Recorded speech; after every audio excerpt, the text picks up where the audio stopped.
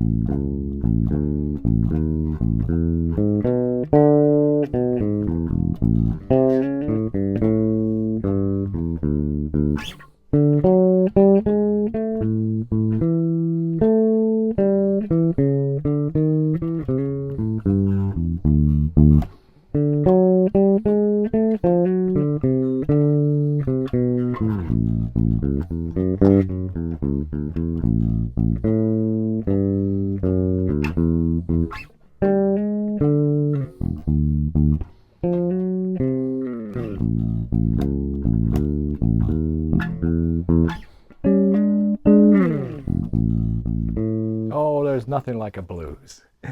Hi, I'm John Liebman, and I help people learn bass. People who've always wanted to learn bass, but haven't gotten very far with it, or at least not yet.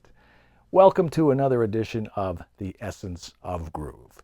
Today, I want to talk to you about the blues, specifically how to put cool bluesy type fills in your blues bass lines. Now, a typical blues, your basic 12-bar blues, the simplest form is just 3 chords. The 1 chord, the 4 chord, and the 5 chord. In this example, we're going to play an A blues, blues in A, using just those 3 chords. The 1 chord is A. We're going to play all 7th chords. So A7, the 4 chord is D7, and the 5 chord is E7. So A7, D7, and E7. And we're going to play our notes. Well, let me back up a little bit. There are 2 things that you really need in order to do this well. Number 1 is the feel, and that you've got to bring. Now, if you grew up listening to the blues and you're just a blues hound and everything is blues, blues, blues, and you love the blues and you've been listening to it all these years, then you've got that in you. If not, if you listen to other kinds of music, but you kind of discovered the blues a little bit later, really getting into it a little bit later, you can still do that. You start by listening to whatever kind of blues you want, whatever you like, whatever you want to learn how to play, whether it's Eric Clapton or Johnny Winter type of blues, or if it's, John Lee Hooker or Muddy Waters or Lightning Hopkins or Buddy Guy or Lead Belly, that kind of stuff.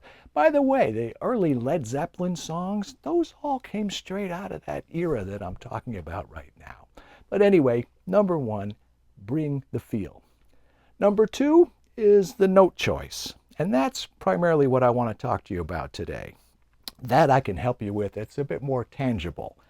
In our 12-bar blues with our 3 dominant 7th chords, A7, D7, and E7, we're going to stay primarily within the framework of the Mixolydian scale. We're going to use the Mixolydian for all 3 of those chords. Now, if you don't know, or if you need a refresher on what a Mixolydian scale is, it's just a major scale with a flatted 7th. That was an A7 Mixolydian scale, D7 Mixolydian, and E7 Mixolydian. All right, and now, if you follow me, you may have heard me say, particularly I think in the most recent lessons, the 2 chords, the 2 notes rather, that are really going to help you define a chord. The root is kind of a given because we're bass players, but other than that, the 2 notes that really, really define a chord are the 3rd and the 7th. And those are the 2 notes that you want to bring out in your fills, in your solos, in anything that you want. I used to have a teacher at the University of Miami, Vince Maggio, and he had us all, regardless of what instrument we played, if you played the piano, which you can play like what, 8 or 10 notes at a time, or if you played the saxophone or the bass, didn't matter. You had to play only one note at a time to outline the harmony. And he was tough. He had us play, I Got Rhythm and blues and all these different standards in the jazz repertoire. And he said, you should be able to hear, I want to be able to hear the chord changes going by. So I'm going a little deep here, but the point is the third and the seventh are at the, I was going to say the root of all that, but root in this context. So let me show you a few examples, and then I'll play a longer blues so you can see how they work in context. So 3 chords, dominant seventh, Mixolydian scale, the third and the seventh in our 12-bar blues.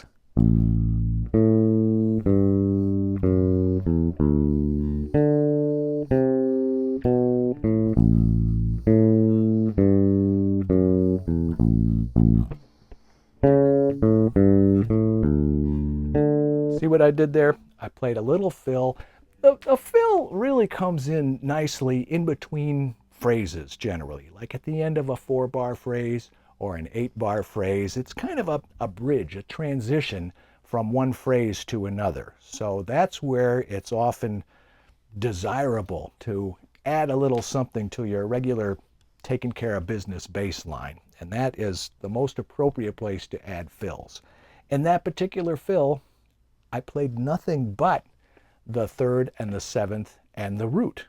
So I started on our A7 chord. I started with the third, which is C sharp, and then I played the root, which is A, and then I added the seventh, which is the G natural.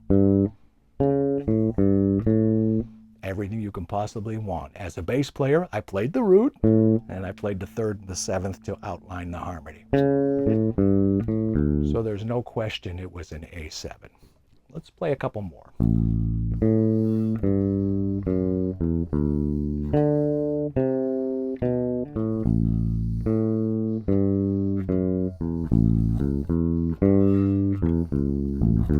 Very simple. It was just a straight arpeggio of our chord, but it didn't sound mechanical or rigid. It sounded like it flowed, and it's part of a blues, and it was a fill. Or you can get a little more intricate with that kind of fill. It's got the third, it's got the seventh. If you're playing a scalar line and you're playing more than just the third and the seventh, as long as the third and the seventh are in there, that will let your ear know that you're playing a dominant seventh chord, the A7. Or you can do something like,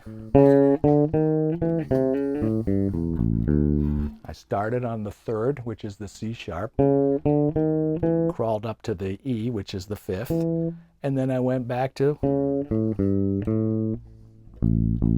third, root, seventh. Let me play a few more. Let me play a rather longer example and watch where I play the fills. Notice what I do and make note of how I insert the thirds and the sevenths, keeping all the while that flow of the blues line and staying within the spirit and the feel that we're trying to capture. So.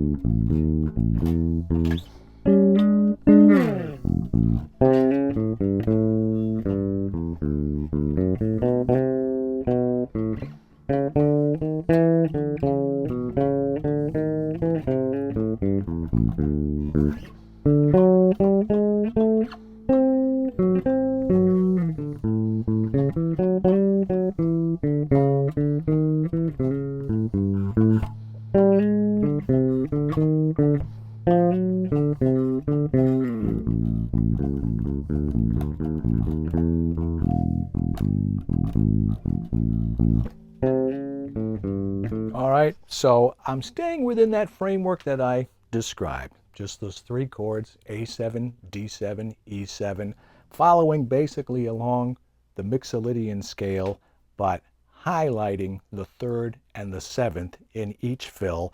I may have exaggerated a little bit. I probably wouldn't play that many fills, but I'm just trying to show you some context here and how you can do things within that framework. For the D7 chord,